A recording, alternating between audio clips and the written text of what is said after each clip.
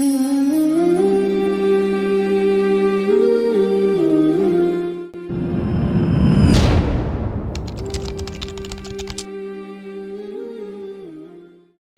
نبينا مع الأخلاق الحسنة والصلاة والسلام على رسوله محمد وآله وأصحابه الكرام أما بعد فأعوذ بالله من الشيطان الرجيم بسم الله الرحمن الرحيم لقد خلقنا الإنسان في أحسن تقويم صدق الله العظيم قال النبي صلى الله عليه وسلم إن الله جميل يحب الجمال أو كما قال عليه الصلاة والسلام.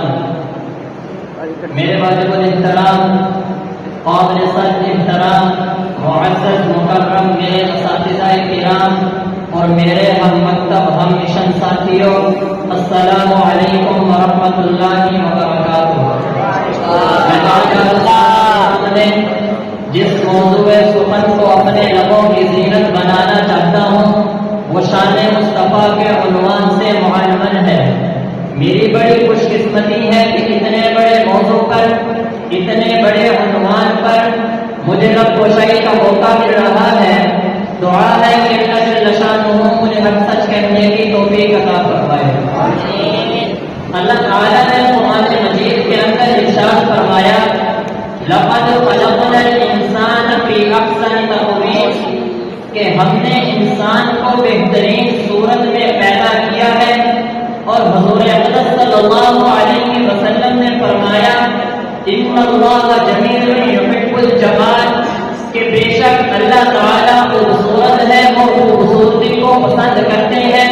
ایک دوسری جگہ ارشاد فرمایا انا حبیب اللہ، میں اللہ کا حبیب ہوں. تو بتائیے وہ رب جس نے آپ سب کو بھی خوبصورت بنایا، جس نے مجھے بھی خوبصورت بنایا، وہ رب جس نے اپنے محبوب کو بنایا ہوگا وہ کتنا خوبصورت بنایا ہوگا، کتنا خوبصورت بنایا ہوگا.